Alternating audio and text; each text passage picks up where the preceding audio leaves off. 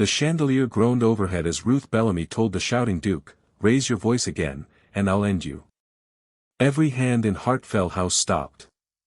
A footman froze with a beeswax taper above an unlit candle.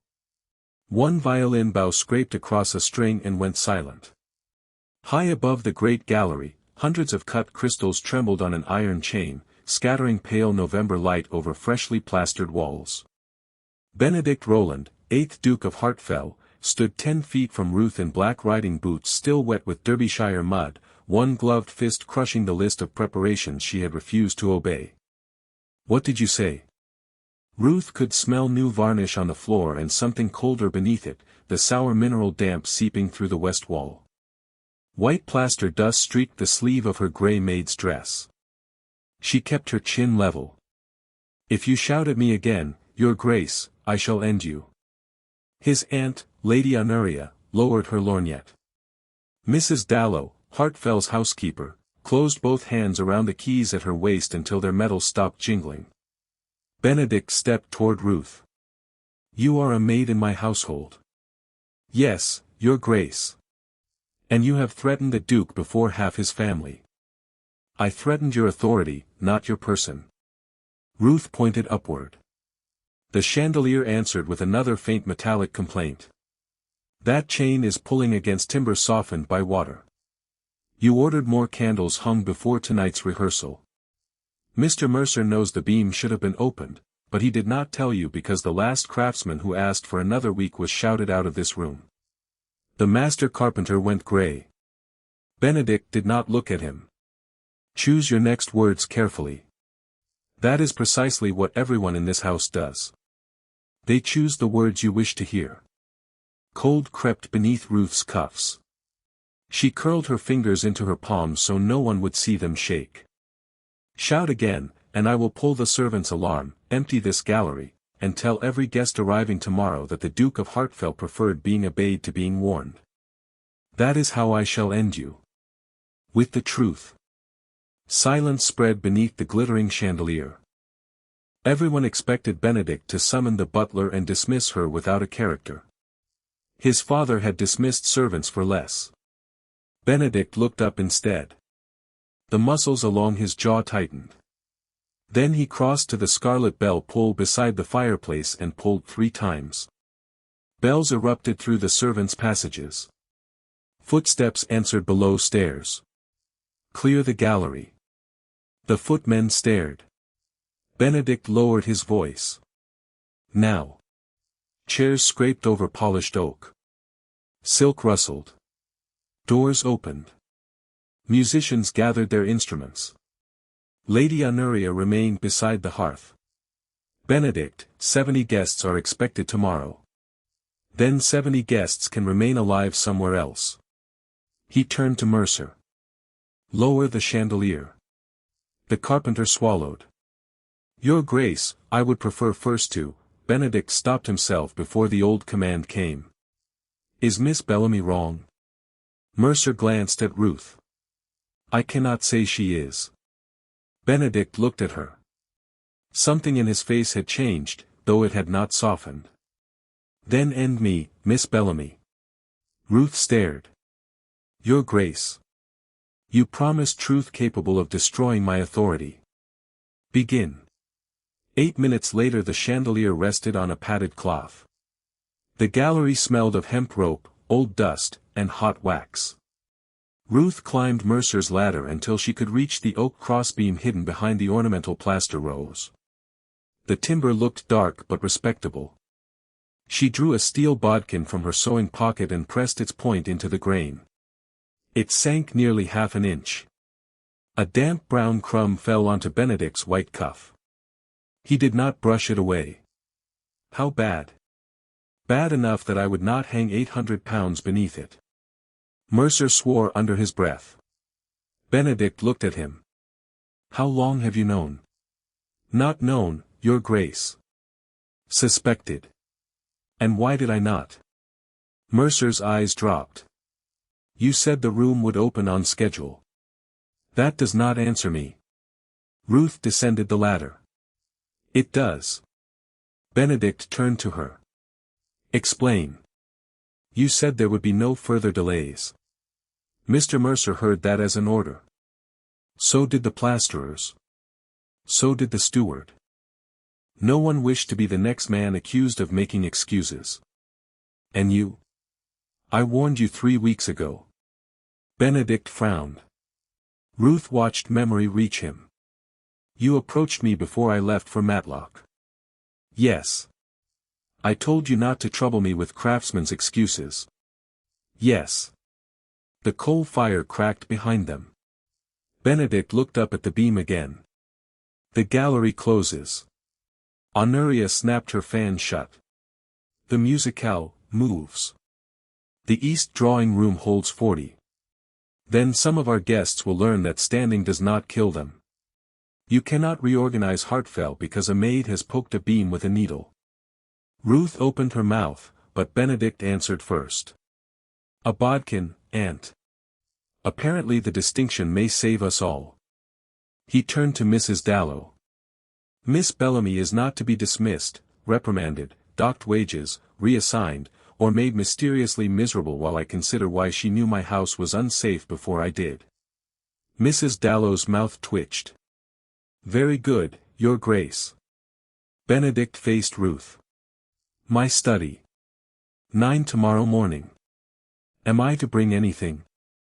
Only the unreasonable quantity of courage you carried in here. Ruth curtsied at last. Fortunately, Your Grace, it requires no trunk. Something almost like a smile touched his mouth before he walked away. Ruth entered the ducal study the next morning expecting either dismissal delayed by one night or a lecture delivered more quietly. Instead she found Benedict beside a cold cup of coffee, surrounded by plans of the West Wing. Leather bindings, sealing wax, and coal smoke scented the warm room, while frost feathered the lower windows. Sit, Miss Bellamy. Ruth remained standing. Am I being dismissed?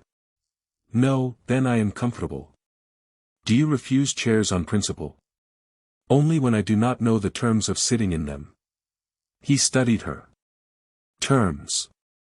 I find them useful. He pushed a plan toward the chair opposite him.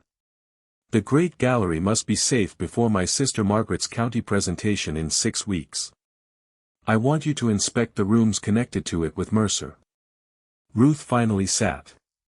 The horsehair upholstery scratched beneath her palms. I am a maid. Mrs. Dallow tells me your father inspected mill roofs and bridge timbers. He was a joiner. Men paid him to examine what they had built after they became frightened it might fall. And he taught you? He had no sons, and Oak did not object to being examined by a girl. Benedict glanced toward the fire. Why are you here, then? Because my father died owing rent. The workshop belonged to his employer. A woman may know how water travels through a mortise joint and still discover no master builder wishes her name on a wage book. Mrs. Dallow did. Mrs. Dallow required someone who could climb a ladder, polish silver, and refrain from fainting at spiders. A demanding profession. You have no idea. His mouth shifted again. Then I am employing what you notice. 6 weeks. Ruth looked at the plans.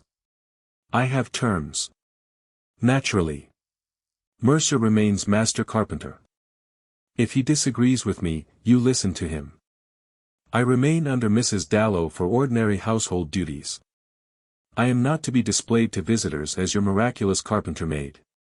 And if I tell you something is unsafe, you ask why before you tell me it cannot be. Benedict leaned back.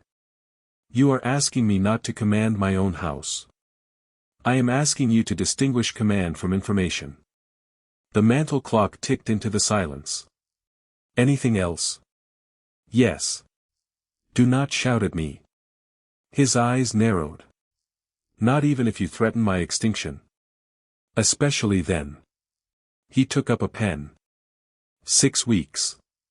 Beneath Ruth's terms he added another sentence. Any servant questioned regarding the condition of Hartfell may answer honestly without fear of dismissal for unwelcome information. He signed the page and turned it toward her. Ruth read it twice. That condition is not for me. No, why add it? Benedict stared at the drying ink. Because yesterday you said something worse than the beam being rotten. What? You said no one tells me what I do not want to hear.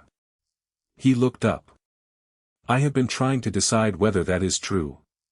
You could ask them. Would they answer? Not yet. He nodded slowly. Then show me what this house sounds like when they begin. Hartfell sounded like hammers for the next 2 weeks. Mercer opened the plaster above the gallery cornice, exposing oak mottled with pale fungus. Lime dust coated Ruth's tongue. Sawdust caught in Benedict's dark hair when he insisted on standing beneath the carpenters. They discovered an old gutter patch that sent rainwater behind the west wall, 2 weakened joists, a cracked chandelier hook, and floorboards eaten hollow beneath expensive polish. None of it came from a dramatic act of sabotage. Ruth thought that fact disturbed Benedict more than villainy would have. The danger had been assembled from ordinary failures, a repair postponed, a craftsman hurried, a steward unwilling to bring bad news, a duke who mistook silence for efficiency. I would prefer a dishonest man, Benedict said one afternoon while holding a lantern beneath the west stair. The cramped space smelled of cold stone and mouse dust. Rain tapped softly inside the wall. A dishonest man can be dismissed. Ruth knocked a support with Mercer's wooden mallet. A habit is less convenient. You mean my habit? I mean several. You are diplomatic today. You are holding the lantern. Ah. Self-preservation. She moved a foot along the timber and struck again. The note changed. Hear that? Benedict leaned closer. The first was clearer. Sound wood. This one is holding moisture. He tried the mallet himself, listening until he found the difference. There. Better. High praise. Do not become vain. Benedict crouched beside her. You believe my temper helped cause this? Rain caused the rot. Ruth. It was the first time he had used her Christian name. She turned. Lantern light warmed one side of his face, the other remained in shadow. Your Grace. Answer me. People know you would rather hear finished than late. So they bring you finished things even when they should bring you problems. His grip tightened around the lantern handle. My father used to say that a master who repeated an order was not a master. Ruth rested the mallet across her knees. My father said a man who needed to repeat himself was usually standing too far from the person he wished to hear him. Benedict gave a low unexpected laugh. It struck the stone and returned warmer. Ruth stared. What? He asked. Nothing. You look alarmed. I did not know you could make that sound. Neither did half of Derbyshire. Perhaps Mercer should inspect it. He laughed again. The next morning Mrs. Dallow cornered Ruth beside the linen press, where lavender and warm starch scented the narrow room. His Grace laughed yesterday. Ruth folded a sheet. So I observed. Samuel heard it from the passage. Samuel should improve his habit of overhearing. His Grace has not laughed in this house since he inherited. Ruth stopped. 3 years. 3 years. Mrs. Dallow lifted a stack of pillowcases. Do not look frightened. I am not matchmaking. Good. I am merely counting miracles. Ruth resumed folding. Then count quietly. Yet Benedict's laughter remained with her that afternoon, as did the discovery that he had begun appearing beside the work without papers, riding gloves, or any reason beyond asking what had changed since breakfast. He learned to hold a lantern where Ruth needed it. He learned not to speak while she listened to timber. He learned that men answered differently when his first words were a question rather than an accusation. Ruth learned things too. Benedict had inherited Hartfell at 29 after years under a father who dismissed servants as casually as he changed horses. He believed order could protect a house from the chaos he had grown up watching. He had built obedience instead. One evening, When the workmen had gone and purple dusk filled the empty gallery, Benedict stood with Ruth beside a window smelling faintly of wet earth and fresh-cut oak. "My father called gentleness an invitation to be cheated," he said. "I thought the opposite of his disorder must be perfect command." Ruth ran her fingertip along the rough edge of a removed panel. "And did perfect command work?" "For a while everyone moved quickly. Away from you." A reluctant smile. "Usually. A quiet house is not always a well-run house." He looked at the empty chandelier hook. "Sometimes it is quiet because everyone is waiting for you to leave." "Yes. You meant it that afternoon." "What? Ending me?" Ruth considered him. "I meant to end something." "My authority?" "The belief that your anger mattered more than what was above your head." Benedict looked toward her. "You succeeded." "Not yet." His smile appeared without resistance this time. "You are difficult to satisfy. Rod is difficult to flatter." "And you?" "Worse." Their quiet rhythm might have continued unnoticed if Lady Honoria had allowed it.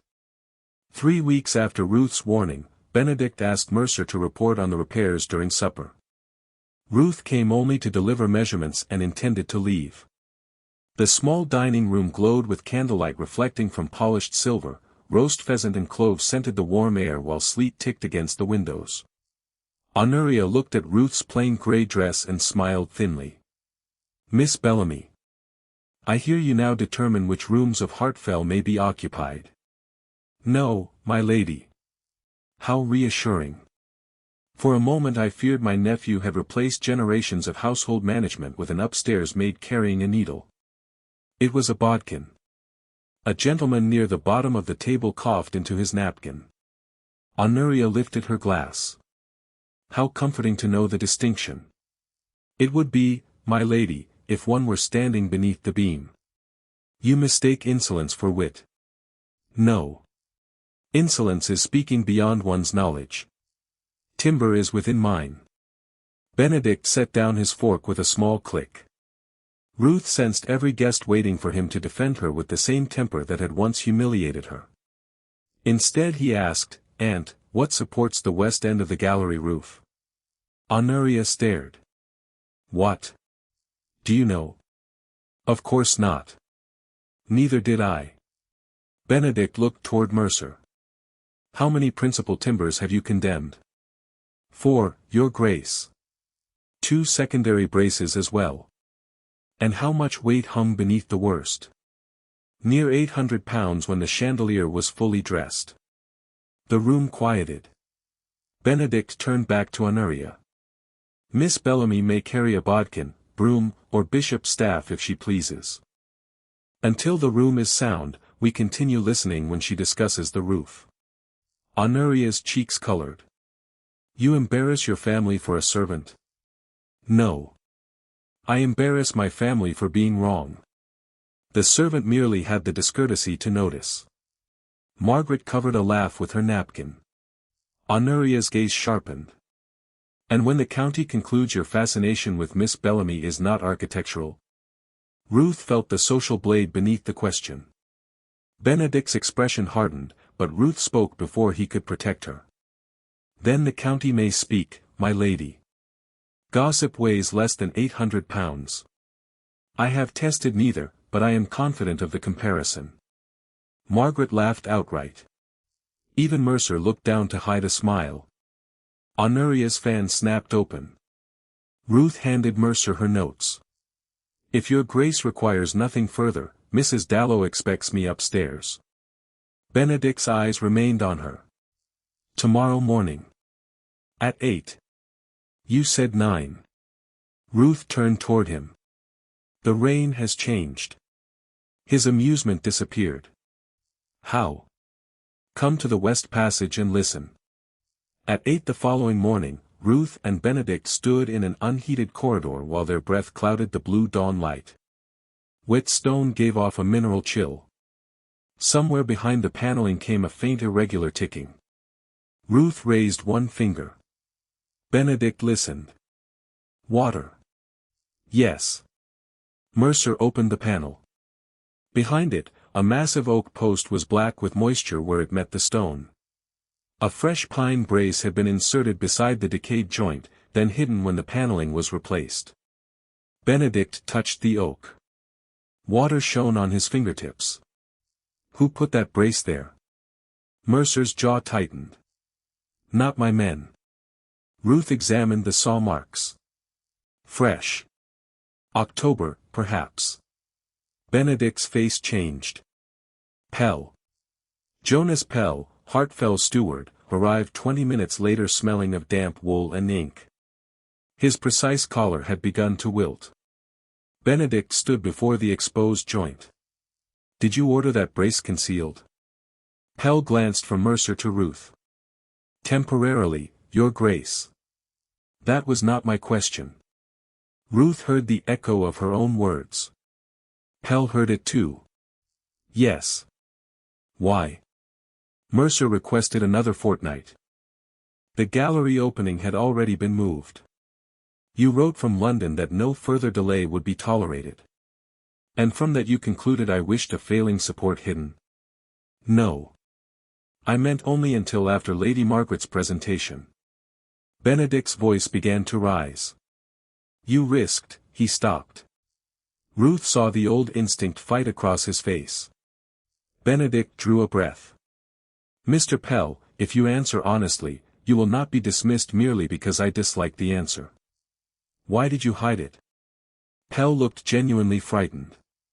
Because you shouted at me the last time I brought another delay. You said you would replace any man who offered you another excuse. Water tapped inside the wall. Benedict's gaze dropped to the fresh brace. So you brought me none. Yes, Your Grace. And endangered everyone who might use this stair. Pell swallowed. Yes. Benedict remained silent long enough that Ruth expected dismissal anyway. You remain steward for now. Pell looked up. Your Grace. Not because this was acceptable. It was not. You remain because dismissing one frightened man will not repair the reason he chose silence. By 6 this evening I want every defect, delay, shortage, debt, or failure you have withheld because you feared my reaction. Pell's face went pale again. The list may be considerable. Then I shall read considerably. Benedict turned to Mercer. You too. Then Ruth. And you. Mine will be longest. I had assumed so. When Pell left, Ruth looked at Benedict. You surprised him. I surprised myself. That may be a better beginning than surprising everyone else. He rubbed moisture from his fingers. You are becoming optimistic. Do not insult me. But the west stair could not be repaired in time. Mercer's full inspection found enough sound oak to save the structure but not enough days to replace the principal post, rebuild the arch, and allow the new timber to settle before Margaret's presentation. Honoria reacted as though Hartfell itself had betrayed her. Invitations had traveled across 4 counties. Musicians were engaged. A London confectioner had sent molds for the sugar centerpiece. Benedict expected Margaret to be devastated. She surprised him in the east drawing room 3 days later. Winter sunlight warmed the faded blue carpet. Orange peel scented a bowl beside the fire. Ruth was fastening a loose curtain hook when Margaret said, I do not mind a smaller presentation. Benedict stopped in the doorway. You knew I was here. Margaret smiled. No, then continue. Aunt Honoria speaks of my presentation as if I were a parcel requiring delivery. I want music. I want my friends. I do not require 200 people watching Lord Everley inspect me like livestock. Benedict's first instinct showed in his posture, then disappeared. Do you wish the event postponed? No. I wish you to ask what I want before arranging what everyone thinks I should want. Ruth kept her eyes on the curtain. Benedict was quiet. What do you want? Margaret smiled slowly. The East Rooms. Fewer guests. No Lord Everley beside me unless he gets there by accident. Done. After Margaret left, Benedict remained by the window. Cold air slipped through the cracked sash carrying the clean smell of snow. You are listening, Ruth said. Painfully. It becomes easier. Does it? No. One becomes less surprised by the answers. He held out a folded plan. Come with me. He led her to a locked room above the old orangery. Dust softened every surface. Rolled drawings leaned against cedar shelves, and winter sunlight struck a scarred drafting table. My mother drew these. Ruth unrolled one sheet. The late Duchess had sketched improvements to Hartfell's servant stairs, ventilation, kitchen fire doors, and roof drainage in a precise hand. These are excellent. My father considered her interest in buildings embarrassing. Did he use any of the designs? Almost none. He disliked being corrected. The words remained between them. Ruth heard a saw rasp faintly from the west wing. And you? She asked. I appear to have inherited more from him than the title. Inheritance is not obligation. Benedict looked at her. You say that as though a person may simply choose. Not simply. She touched the edge of the plan. But repeatedly. He stepped closer, stopping before closeness became presumption. Ruth. She felt the sound of her name differently now. Your Grace. Benedict. She looked at him. That would be improper. So was threatening me under a chandelier. And look what trouble followed. The best trouble Hartfell has had in years. His smile faded. There is something I have been attempting not to say. Ruth's fingers tightened against the table. An admirable exercise. Cruel woman. Exacting maid. He looked toward the open doorway, then back to her. I do not know whether what is happening between us is fair to you while your livelihood depends upon this house. The room felt suddenly colder against Ruth's wrists. Then do not decide what is happening between us while I depend upon your favor. He absorbed that without offense. A boundary. Yes. Not a threat. Not yet. A breath of laughter escaped him. Then a deep crack rolled through the floor beneath their feet. Both froze. Another sound followed, fibrous and low, like a heavy branch twisting. Ruth's head turned toward the west wall. The stair. They ran. The west corridor smelled suddenly of powdered lime. Mercer rushed from the gallery, boots striking hard against the boards. Everyone out of the west side. Ruth reached the stair landing and saw a narrow fracture crossing the plaster arch. Fine dust drifted through pale daylight. Benedict started forward. Ruth caught his sleeve. Not that stair. My men are above. Mercer knows where the temporary braces are. You do not. Release me. His voice sharpened. No, Ruth. Shout if you like. The answer remains no. For an instant the man from the first afternoon returned, the Duke who believed volume could force reality into obedience. Dust floated between them. Timber groaned overhead. Then Benedict stepped back. What do I do? Ruth released him. Take the service stair down. Empty every room beneath the arch. Stop anyone from entering the west corridor. Let Mercer bring the workmen out by the roof stair. Benedict went immediately. 20 minutes later every carpenter stood safely in the courtyard. Dry snowflakes melted against their hair. The air smelled of chimney smoke, horses, and wet stone. Mercer explained that the concealed pine brace had shifted less than an inch. That small movement had transferred enough weight to crack the arch. Can we stabilize it? Benedict asked. Yes, Your Grace. But the wing stays closed. Honoria had come outside wrapped in sable. The presentation is in 4 days. Benedict looked at her. Then it occurs in the east rooms. The county will say Hartfell is falling apart. He glanced at the fracture visible through the open doorway. For once the county may be accurate. Honoria lowered her voice. And you intend to let this girl dictate what happens in your ancestral home? Benedict did not look toward Ruth. No. I intend to let a failing structure dictate whether human beings stand beneath it. He addressed the servants and craftsmen gathered nearby. No one enters the West Wing without Mercer's permission or Miss Bellamy's. That includes me. A ripple moved through the group. Benedict finally glanced at Ruth. Especially me, apparently. For days later 100 guests crowded into rooms intended for 60. The east drawing room glowed beneath hundreds of beeswax candles. Wet cloaks steamed in the entrance hall, filling it with wool, perfume, and cold rain. The quartet played beside the marble fireplace instead of in the great gallery. Supper came in shifts. Elderly gentlemen complained about chairs while younger guests seemed delighted by the disorder. Margaret wore ivory silk and spent most of the evening speaking to people she actually liked because there was no space for Honoria to arrange her beside suitable men. Ruth remained near the locked west passage with the brass key in her hand in case Mercer needed access to the emergency braces.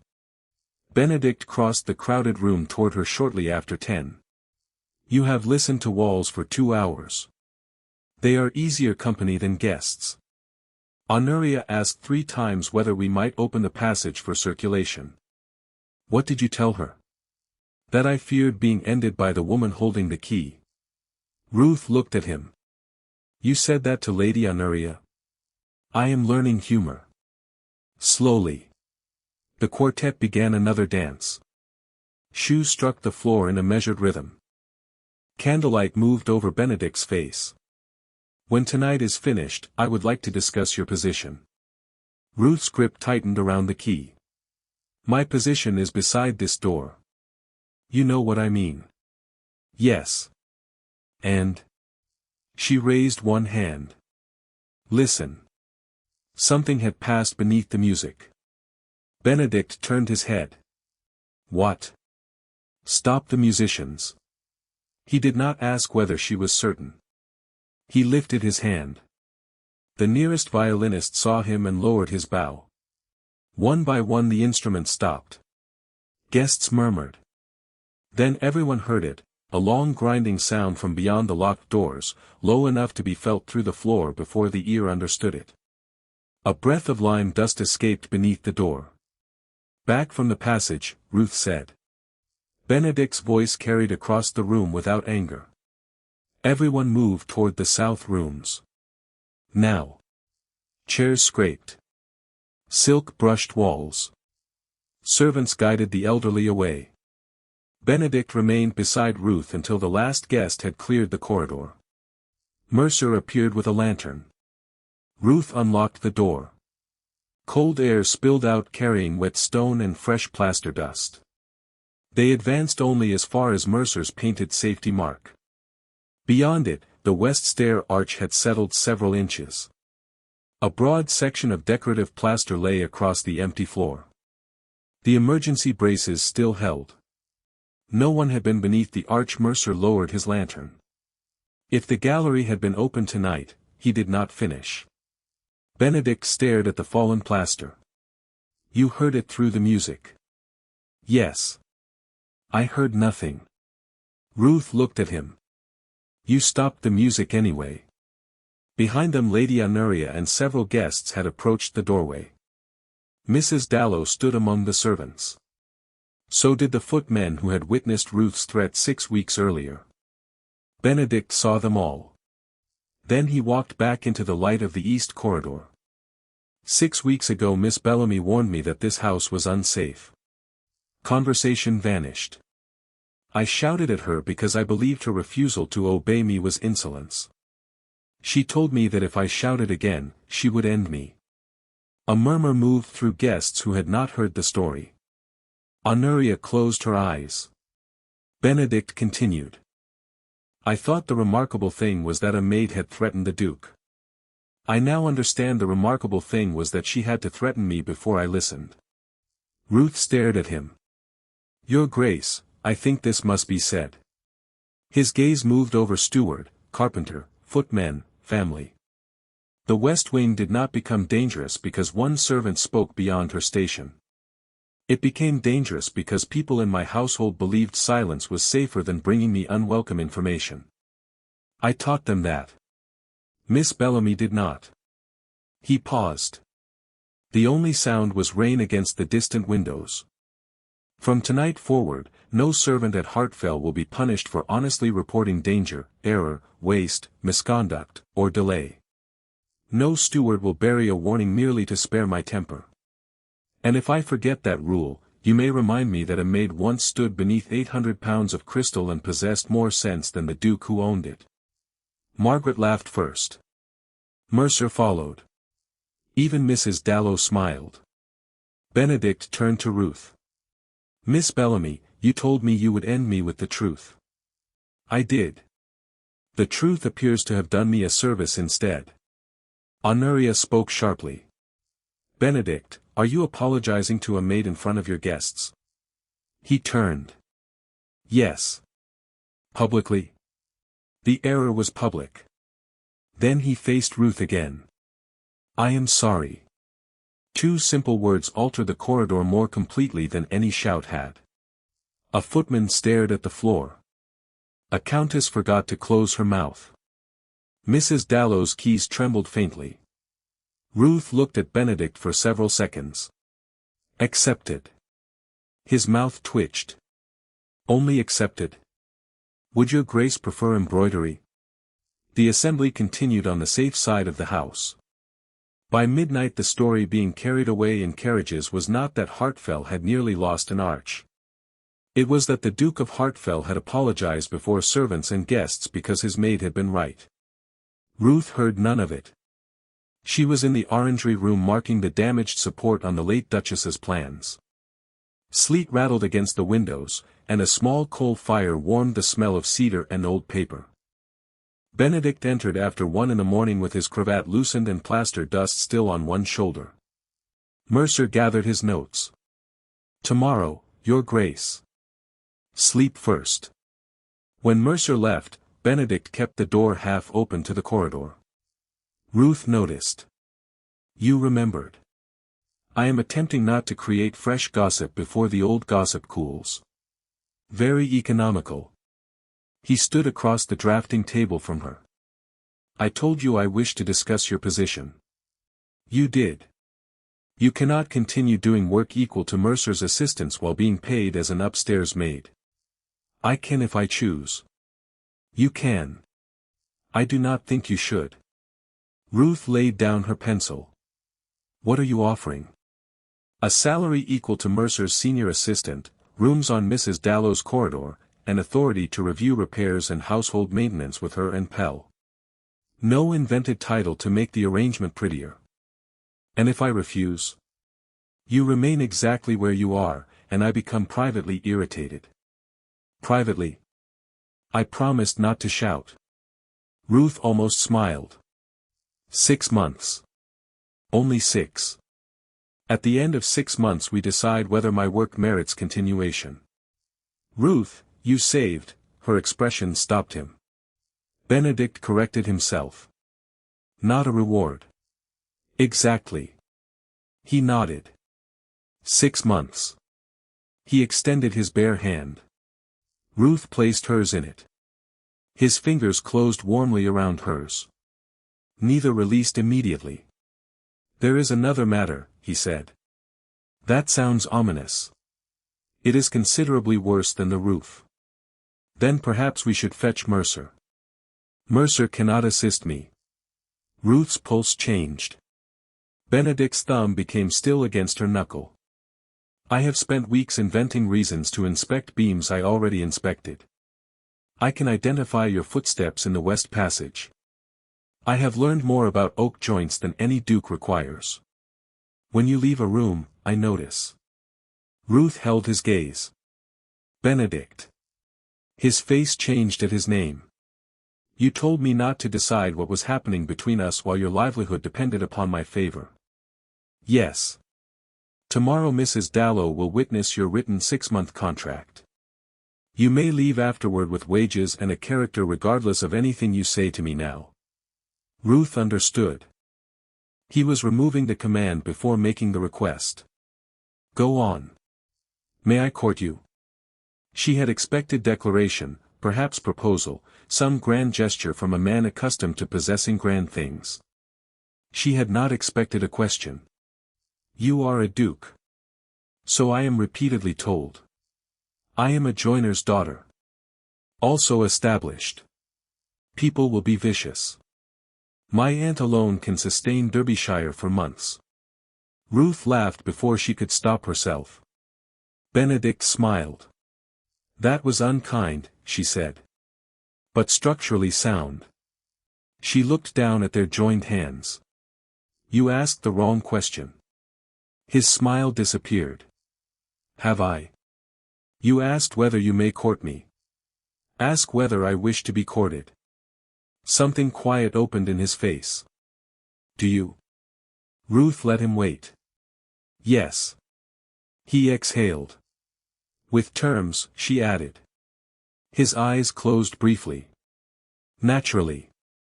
No expensive gifts I cannot return. No removing me from work because society dislikes a woman examining roof braces. And no treating my agreement to courtship as agreement to anything else. Agreed. She withdrew her hand. Court me first. Benedict bowed, not the shallow acknowledgement a duke gave a servant, but the measured bow of a gentleman to a woman whose answer mattered. As you wish, Miss Bellamy. Ruth. He lifted his head. If you intend to court me, you may use the name you have already stolen half a dozen times. Ruth. The room seemed warmer than the coal fire could account for. He did not kiss her. He lifted the lantern and escorted her to Mrs. Dallow's corridor through a silent house smelling of wax and extinguished fires. Ruth decided it was an excellent beginning because Benedict Rowland had wanted something very badly and, for once, had not attempted to command it into existence. The west wing required 4 months to repair. Winter gave way to spring while carpenters fitted seasoned oak into the old joints. The open windows carried the smell of damp soil and new grass through Hartfell. Ruth's grey maid's uniform disappeared, replaced by plain dark gowns practical enough for ladders and respectable enough for meetings with tradesmen. Nobody agreed on what to call her. Honoria once tried the Duke's architectural companion, with such horror that Margaret laughed through breakfast. Ruth refused every invented title. Ruth Bellamy worked perfectly well. Benedict learned to ask craftsmen how long work required before announcing when he wished it finished. Sometimes he failed. When Stone arrived 3 days late one windy March morning, his voice rose across the courtyard. Every laborer stopped. Ruth stood 20 feet away holding a measuring rod. She merely lifted one eyebrow. Benedict saw her.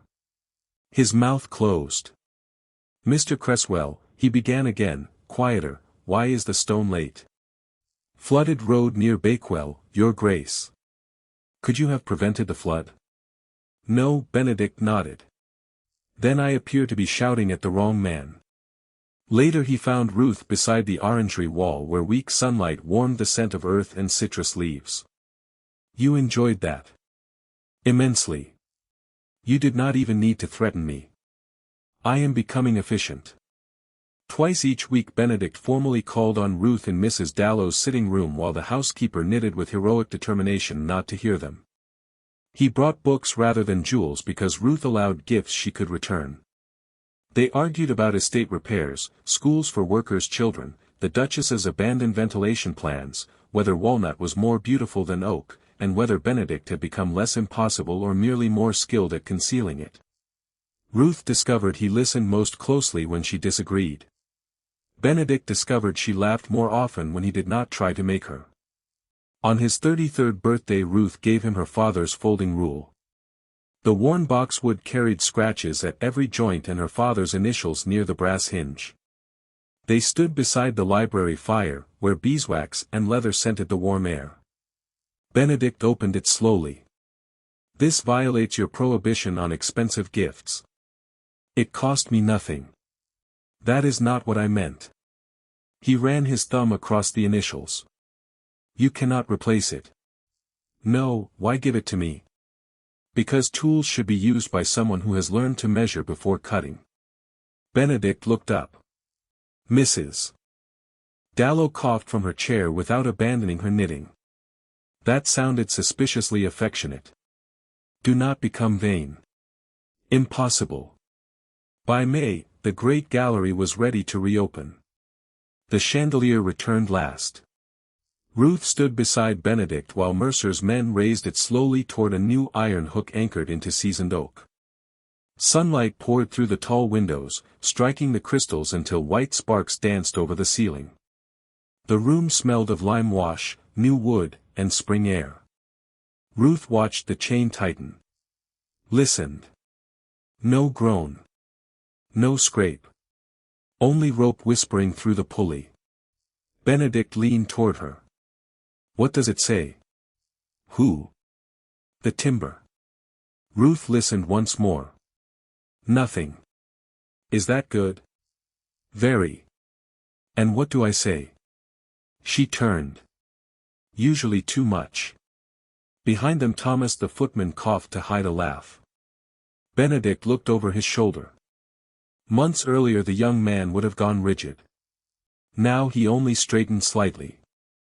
Something amusing, Thomas? Thomas hesitated. Yes, Your Grace. Benedict nodded gravely. Excellent. Ruth watched the footman leave smiling. You are pleased with yourself. I have become a patron of household comedy. A dangerous expansion of ducal authority. That evening Hartfell held its first dinner beneath the restored ceiling. After the final guests left, warm candle wax and fading perfume lingered in the gallery.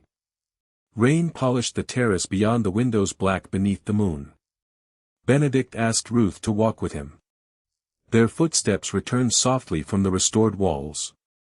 He stopped in the precise place where she had threatened him 5 months earlier. Here? Ruth asked. The location deserves reconsideration. Dangerous word. He reached inside his coat. Ruth narrowed her eyes. If that is jewelry, it is not.